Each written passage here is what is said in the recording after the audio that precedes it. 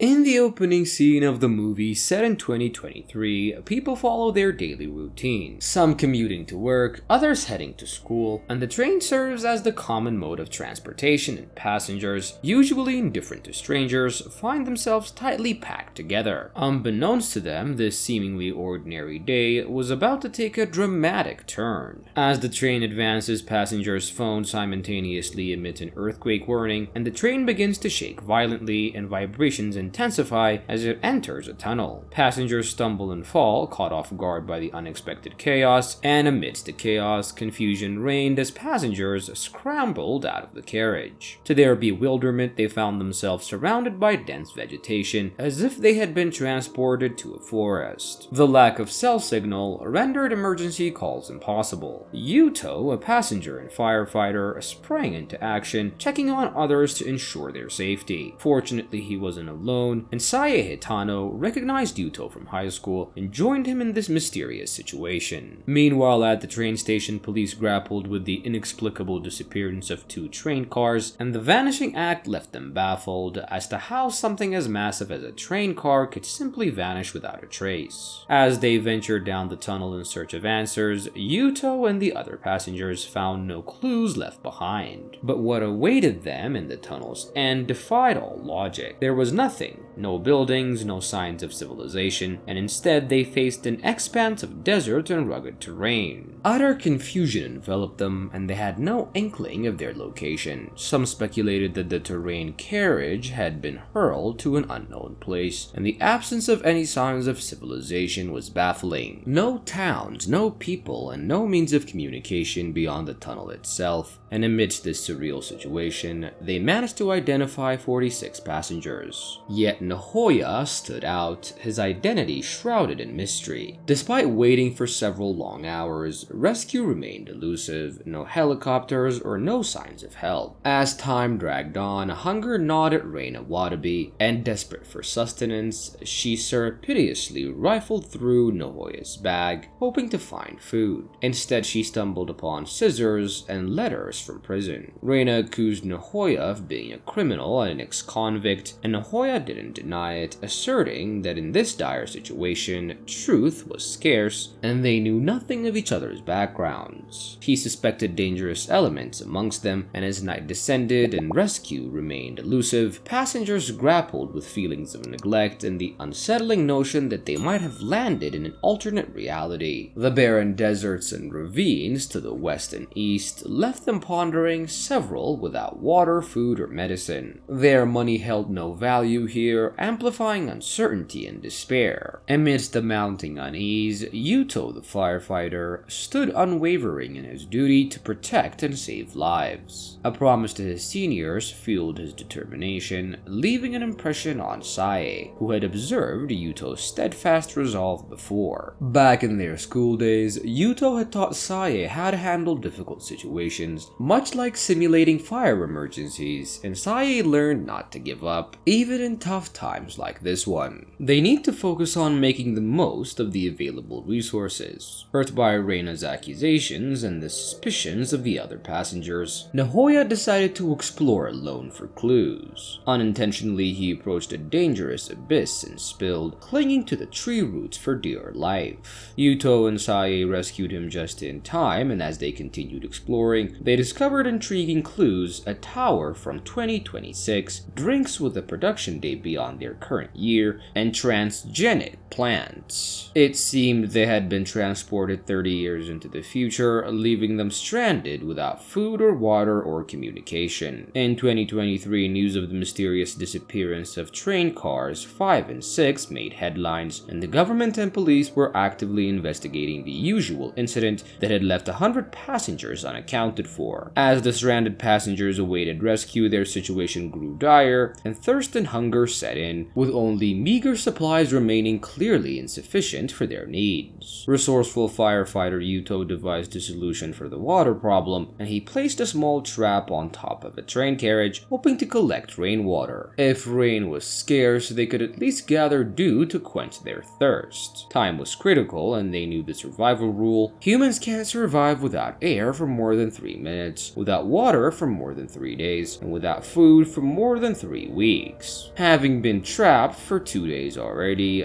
they had just one more day to find a water source that they could consume before dehydration took its toll on the passengers. The next morning, tension hung in the air among the group, and Shodai proposed that there were abundant plants and water must be nearby. They decided to explore an uncharted direction, with Yuto, Sae, and Nahoya joining the expedition. They moved swiftly through the forest to the north, overcoming a challenging terrain. After a grueling journey, Nahoya made a crucial discovery: a toad near a damp soil. This signified a nearby water source. Their determination paid off when they finally found a flowing stream, a moment of relief and triumph for the group, as they could now quench their thirst. In the midst of this discovery, Nahoya confided in Sae about a letter from his brother sent from prison, and he revealed that the day that they arrived in this strange world coincided with his brother's release from a 2-year sentence. Their family history was marked by difficulties, indicating an abusive father and an absent mother. Despite the challenges, Nahoya took it upon himself to take care of his brother and worked hard to pursue his dream of becoming a hairdresser, and his brother's involvement in wrongdoing disappointed him, yet Nahoya's love for him remained unwavering. As Sae listened, she began to see beyond Nahoya's stubborn exterior, recognizing his genuine care for others. Little did Sae know, Nahoya had admired her from afar before. In a poignant moment, Nahoya fell in love with Sae at first sight while capturing a photograph of a beautiful rainbow. Despite his feelings, he kept them hidden, believing Sae was already drawn to Yuto. Their desperate situation improved when a heavy downpour revived hope. The passengers collected water, but they knew sustenance required more than hydration, and they needed food. Thankfully, botanist Shodai stepped in. His expertise in identifying edible plants became invaluable as passengers scoured the area. However, when Reina offered fruit to Sae, disaster struck, and Sae moaned in pain and collapsed, and panic ensued as Reina called for help. Nahoya acted swiftly, instructing Sae to spit out the dangerous plant Reina had given her, and it contained solanine, resembling a safer plant. Luckily, Sae had only taken a small bite, avoiding serious harm. In response, Nahoya took charge, organizing the passengers, and they improvised cooking tools using iron cans as pots, bamboo mats for eating, and even sharpened ATM cards as knives. Under Nahoya's guidance, they prepared a surprisingly delicious homemade soup. As they shared the meal, passengers opened up about their backgrounds. Secrets were abandoned, revealing everyone's better side, and united in their efforts, they faced the challenges of this unknown world, hoping to find a way back to their own time and place. The following day, while searching for food, Nahoya noticed a stranger passing by soon after, and they heard a rumbling sound and discovered that Shodai had been injured by a puncture wound, and realizing they need to stitch it up, they turned to Yuto, the only one with medical knowledge. Initially hesitant, Yuto was convinced by Nahoya that they couldn't afford to lose any lives. Determined to save Shodai, Yuto mustered the courage to perform the procedure, and they used plants with antibacterial properties collected based on Shodai's records to prevent infection and inflammation. Shodai remained unconscious for 3 days and nights, but their efforts and medical plants gradually led to his discovery. Finally, he opened his eyes again, and the incident raised concerns, and it was evident that others existed in this strange place, and the identity of Shodai's assailant remained a mystery. Following Yichi's advice from the security company, they devised a plan to capture the perpetrator responsible for Shodai's injury by setting up a trap. Despite their initial misunderstandings about Nahoya, everyone began to see his true character,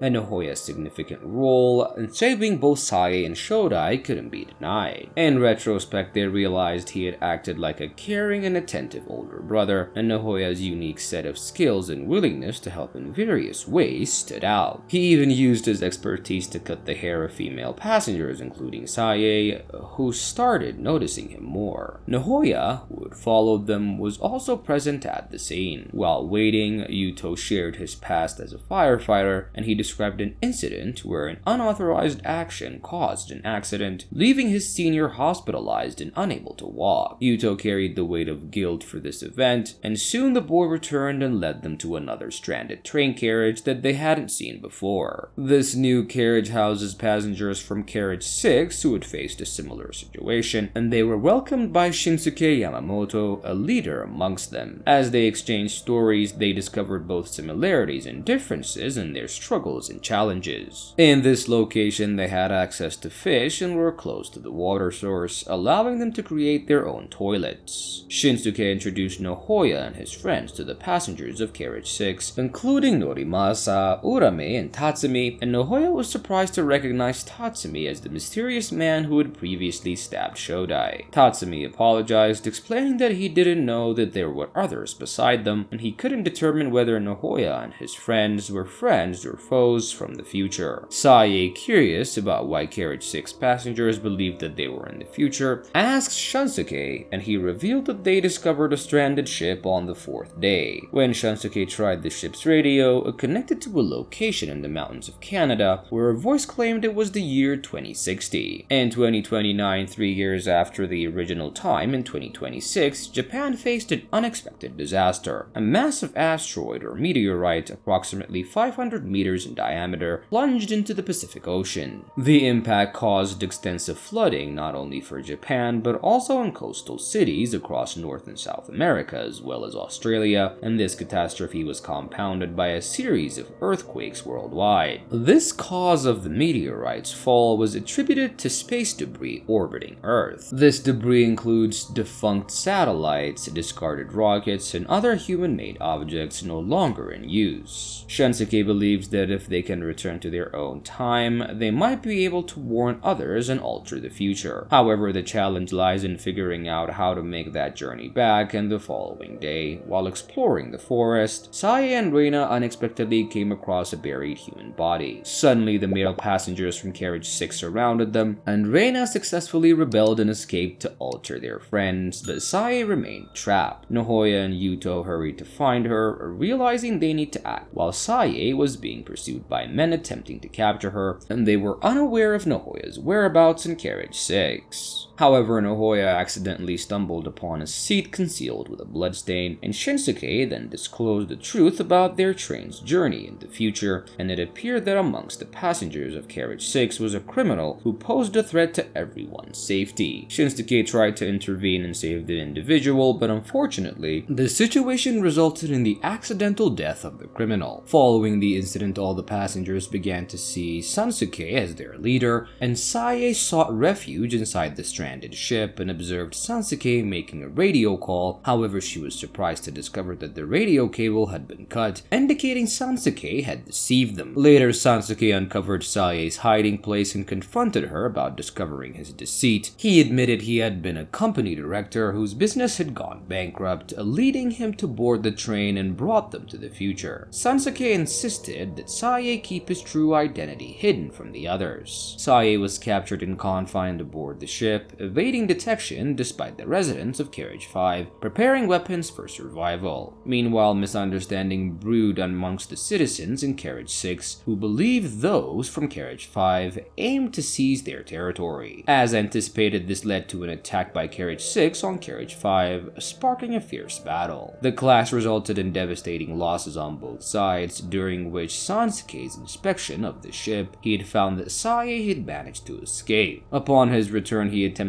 to quell the turmoil, but was confined by Sae, who disclosed that Sansuke had locked her inside the ship. Sansuke confessed that he had falsely claimed to send an SOS signal because the radio was broken, and his intention had been to inspire hope and unify everyone in a plan to establish a new kingdom from scratch. However, the daunting reality of achieving this goal seemed insurmountable, and he entrusted the notebook discovered on the ship to Yuto, enabling those wishing to return to their original time to continue their quest. In the present day, physicist Professor Rai delved into the mystery surrounding the disappearance of 2 train cars, and he connected this event to theories of space and time shifts, attempting to comprehend the unusual phenomena. As more passengers from Carriage 6 opted to join Carriage 5 in their quest to return home, Kayoko's discovery of a peculiar glowing stone appeared to provide a crucial clue. And amongst the passengers, young Misaru confessed to witnessing a starfall on the day the train moved. This powerful event marked the end of the star's life, releasing immense energy capable of causing phenomena like earthquakes, black holes, and shifts in space and time. With this newfound knowledge, they speculated that the train carriages had traversed a wormhole, a hypothetical tunnel in space-time, and this wormhole had seemingly propelled them into a different era. The challenge challenge now lies in finding this elusive wormhole again, as they lack knowledge of its appearance, location, and the timing of its next opening. It's akin to searching for a needle in a haystack, and Koharu stands apart from the group despite concerns about the trouble it might cause. Feeling unprepared for this new life, she's unwilling to return because she's pregnant with her son Kazuma, and she flees into the forest. Kazuma and the others search for her amidst the heavy rain, which complicates their efforts. During the search, Sae slips and injures herself, but thankfully, Nahoya comes to her rescue, and upon hearing this, Sae embraces Nahoya from behind, realizing he's not a coward. He genuinely cares for those around him, and the relentless rain and storm causes damage to the train carriages, destroying equipment and food supplies that they had gathered. Yaichi proposes venturing out to the train tunnel, where unexpectedly he witnesses a wormhole that engulfs his wooden doll. This wormhole presents a potential route back to their original world. However, Shodai cautions that approaching it without protection